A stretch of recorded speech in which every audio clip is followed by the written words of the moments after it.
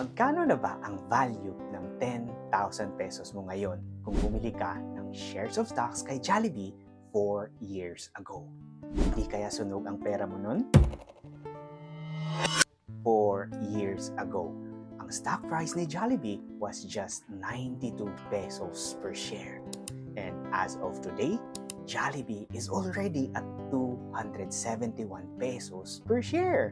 So, ang value na ng 10,000 pesos mo ngayon is close to 20,000 pesos. What if nag-invest ka pa ng mas malaki?